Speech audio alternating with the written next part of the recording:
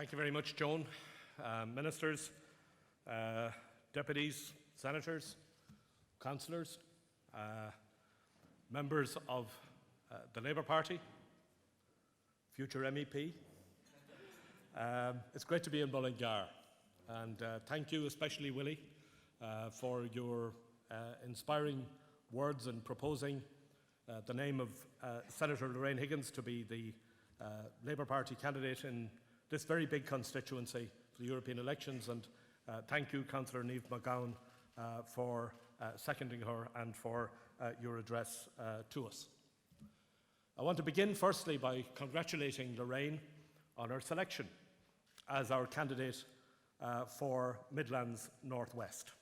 New constituency arising from the revision of the European election constituencies, probably one of the largest European constituencies anywhere in Europe. One of the things that I've never been short of as leader of the Labour Party is free advice. And I remember when the word came out about what the new constituency was going to look like. And there had been a great deal of speculation about what the European constituencies would look like, how they'd be configured and so on.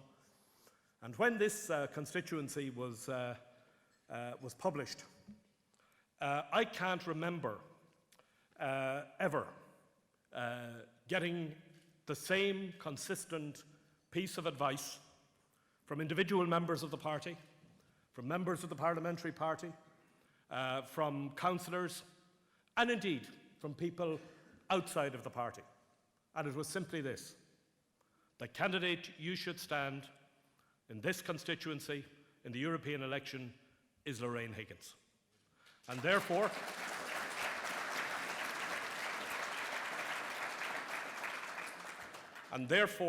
I was absolutely delighted when Lorraine came to offer me the same piece of advice herself.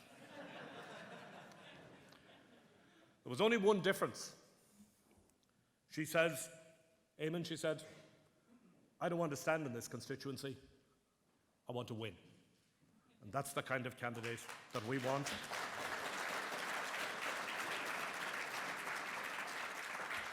And I believe we will win, and I think it is great to see so many members of the party here today in Mullingar to pledge support to Lorraine Higgins and to this campaign. And in selecting Lorraine Higgins, we are selecting a candidate of exceptional quality. Lorraine Higgins is articulate, she knows her stuff, she works hard in her constituency, but she has that one quality that you cannot buy and you cannot coach and you cannot spin. And that is, she has a deep conviction to work for the people that she represents. And I have no doubt that if Lorraine Higgins is elected to the European Parliament, this diverse constituency, from the fields of Athenry to the Curragh of Kildare, from Ardrahan to Ardee, and from Galway Bay to the banks of the Foyle, will have the best ever representative that it has ever had in the European Parliament. And we're going to do everything we can, Lorraine, to help you win that seat and to get right behind you and make sure it happens.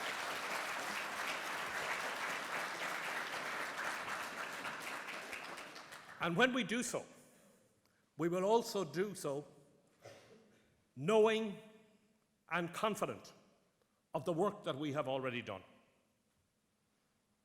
This weekend, 3 years ago, was the last weekend of the general election campaign in 2011.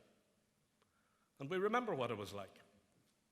The Troika had arrived, the country was in a bailout, unemployment was heading for 500,000, businesses were failing, people with savings were taking their euros out of their banks and taking them across the border in the belief that they'd be safer there. And there was a sense of worry among people in the country about what the future would hold for them.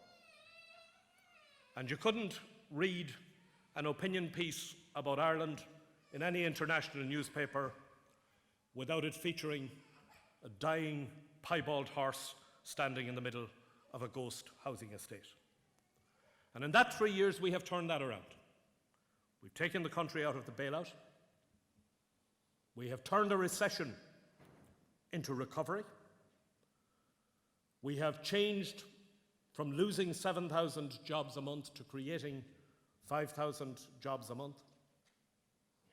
We are seeing a new confidence in our economy. And we have managed to do that while maintaining a threshold of decency. Haven't cut core social welfare rates. It was a red line for us. Many said it couldn't be done. Restored the minimum wage. Took over 300,000 out of the USC at the lowest level of pay. Reinstated the joint labour committees to protect lower paid workers. And even in difficult times, managed to find the money to build 2,700 classrooms and take children out of cold, dilapidated prefab buildings that Fianna Fáil had kept them in during the years of the boom. So we can go to any doorstep and we can look people in the eye and say, yes, it has been difficult. No, we don't believe that everything we did was right. Yes, we do understand that there are many people who would challenge some of the decisions and some of the options that we have taken. But we can show form, and we can show success, and we can show that we are a party that is determined to work for our country and for our people, and then that in the next 2 years we will continue that work so that we will make recovery real in the lives of people, get people back to work, get the mortgage problem off people's backs, and ensure that the recovery is not like it was in the boom and bust period in our country's history, but that the recovery is going to be something that will benefit the hard-pressed families and the working people of this country whose sacrifices made that recovery possible in the first place.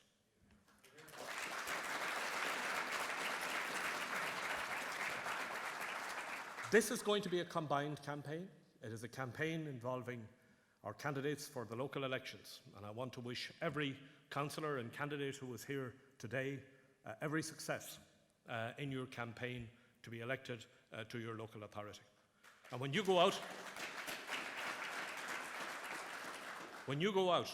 you too can be proud and confident that no party has a better record in local government, no party has a better record for integrity on planning and the decisions that affect local communities better than the Labour Party, and you can be proud of that record.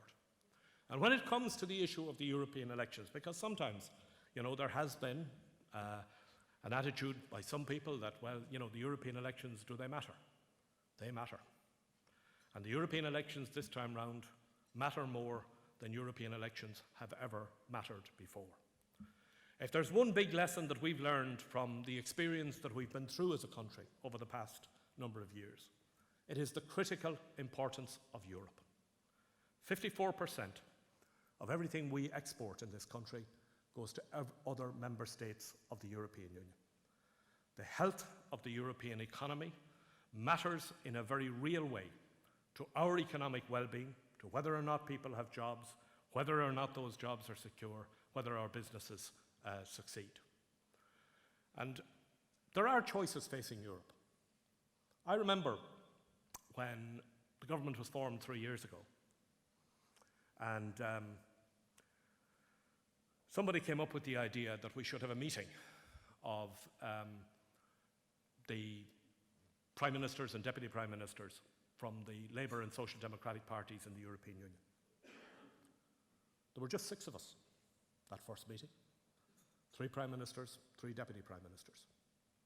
The dominant political view and philosophy in Europe at that time was conservative. That's why they believed in saddling Irish taxpayers with the burden of what happened in European banks. That's why the whole emphasis was on cutting budgets, and at that stage, not on creating jobs and growth. And we worked over that period of time, and happily, due to the results of elections in many member states, including France particularly, and indeed Italy, that narrative began to change, and we began to see a shift in European policy.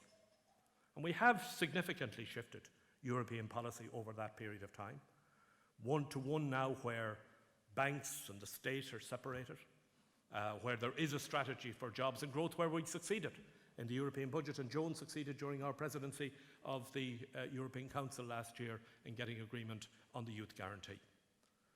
But it's not a done deal. It's not done business. This has to continue to be worked at. And the European Parliament now has powers it never had before. It has co-decision on many areas of legislation. It is enormously powerful. And who we send to represent us in the European Parliament matters now more than it ever mattered. And that's why it is so important that we send an MEP of the calibre and quality of Lorraine Higgins and a Labour MEP who will fight the corner for the jobs and growth agenda that we are trying to pursue in Europe. So I hope that all of you, and I know that all of you, will work hard between now and the 23rd of May to elect our local councillors in each of our communities, each city and county throughout this constituency, and work too in a united way to help Lorraine Higgins be elected to the European Parliament for this constituency. I want to congratulate Lorraine again on her selection, and I want to wish all of the candidates who are candidates for the substitution list every success in the contest to follow. Thank you very much indeed.